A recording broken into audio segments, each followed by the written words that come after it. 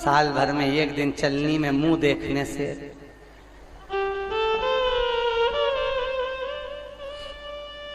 चार बार तो पति से बोल दिया आज करवा चौथ है मैं कुछ नहीं खाऊंगी,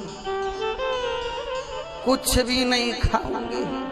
पति बोले 3 दिन पहले से तो साड़ी के लिए प्राण खा गई, अब कुछ नहीं खाए तो कब खाएगा? एक दिन न खाएगी तो। एक पति घर में कुछ काम कर रहा था, इतने में पत्नी आ गई मायके से। क्या कर रहे हो? पति बोला रुपया जोड़ रहा हूं। पत्नी खुश होके बोली मुझे मालूम था तुमने कहा था करवा चौथ में मंगलसूत्र दिलाओगे इसलिए जोड़ रहे हो। पति बोला नहीं री 20 का नोट फट गया तो जोड़ रहा हूं।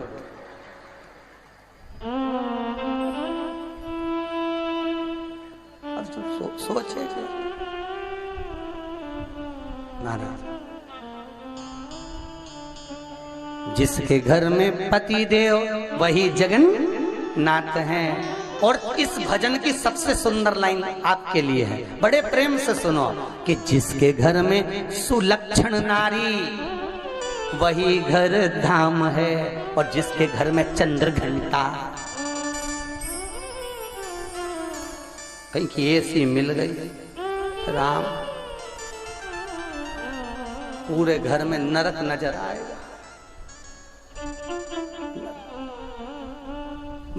जिसके घर सुलक्षण नारी हो, मर्यादा में रहने वाली, संस्कारवान, सेवा पूजा भजन में रमने वाली, वो घर 4 धाम के बराबर है। 4 धाम वो सुख का। तो भगवान कपिल देव माता देवहूति से कह रहे माँ बुढ़ापे में भगवान घुटना इसलिए तोड़ता है कि तू कहीं मत जा।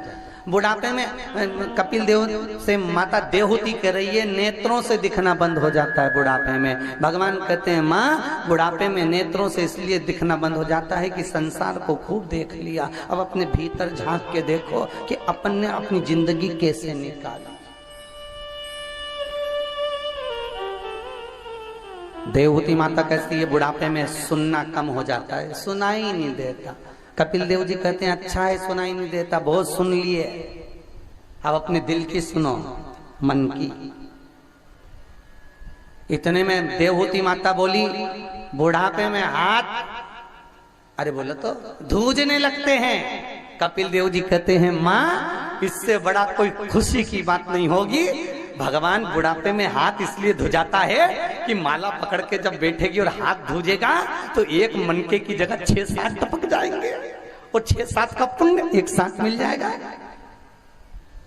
बुढ़ापा बुरा नहीं है, बुढ़ापे जैसा सुख भी नहीं। बचपन खेल में खोया, जवानी नींद भर सोया, बुढ़ापा देख कर रोया, सिराने मौत हंसती है। अंतिम बिंदु बुढ़ापा है। शास्त्र कहता है बचपन में भगवान के आगे झुक लो, ना बने तो जवानी में भगवान के आगे झुक लो, जवानी तक नहीं बना तो अधेड़ी में भगवान के आगे झुक लो, अधेड़ी तक भी नहीं झुके तो बुढ़ापे में भगवान ऐसा झुकाता है कमर की हड्डी तोड़ के हाथ में डंडा पकड़ा देता है, फिर दुनिया के आगे झुक झुक के चलना पड़ता है, और वो झुकाएगा तो महंगा पड़ जाएगा। इसलिए पहले ही झुक लो। झुकने में कुछ नहीं जाता, कुछ भी नहीं।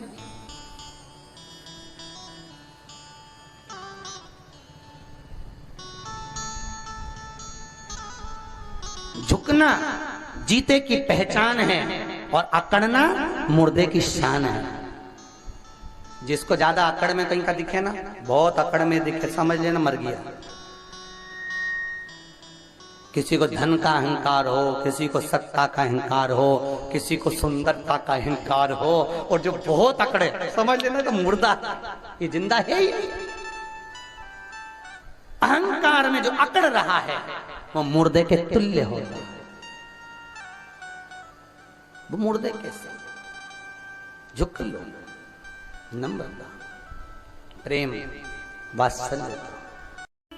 वो एक व्रत होता है ना जिसमें माताएं चलनी में पति का मुंह देखती है। अरे कौन सा व्रत है जी? करवा चौथ। उस दिन माताएं कुछ खाती पीती नहीं है। काय के लिए करते हैं उस दिन का व्रत? पति की है लंबी उम्र के लिए। अच्छा, तो तुम्हारे भूखे रहने से पति की लंबी उम्र हो जाती है? अरे बोलो तो सही, हो जाती है। शिव महापुराण की कथा कहती है तुम्हारे भूखे रहने से पति की उम्र लंबी नहीं होगी। शिव पुराण की कथा कहती है तुम्हारे मीठे बोलने से पति की उम्र लंबी हो जाती है। जब जब तुम पति से मीठा बोलती हो, पति का मन करता है भगवान मेरी उम्र और लंबी करना, मेरी पत्नी बड़ी अच्छी मिली। और जब जब तुम जगदम्बा की तरह बोलती हो, पति का आधा बीपी ऊंचा नीचा होता, उम्र 1 साल अपने आप घट जाती है। अपने तुम्हारे भूखे रहने से नहीं, मीठा बोलने से, प्रेम की वाणी से पति की उम्र बढ़ेगी। इसीलिए किसी ने अच्छा कहा है, वाणी ऐसी बोलिए जो मन का है आपा होए। पर आज के जमाने में वाणी ऐसी बोलिए जो जम के झगड़ा होए, पर उससे मत बोलिए जो तुमसे तगड़ा।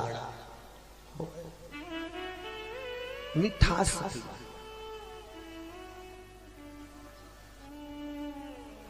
जब विवाह होता है ना, शादी के समय पे बहुत सुंदर सुंदर वचन बुलवाए जाते हैं। इधर बोलते कि नहीं बोलते हमें नहीं मालूम, पर शादी के समय में दूल्हा दुल्हन के सामने पंडित जी जो वचन बुलवाते 7 और 5 वचन इधर बुलवाते कि बुलवाते।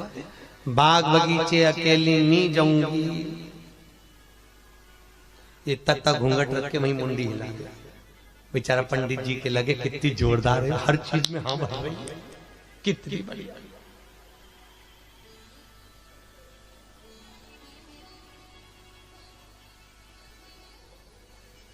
पति सास ससुर से कभी अपशब्द नहीं बोलूंगी।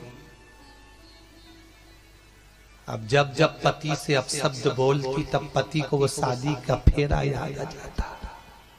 मैं मुंडी हिलाई थी तब याद आया। प्रेम की वाणी,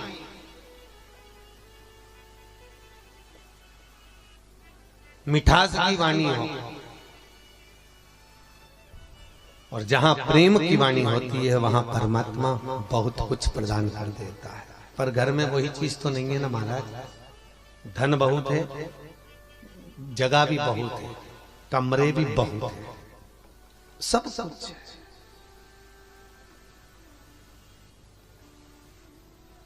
सोने का सेट है, हीरे का सेट है, सोफा सेट है, बस आदमी अब सेट है।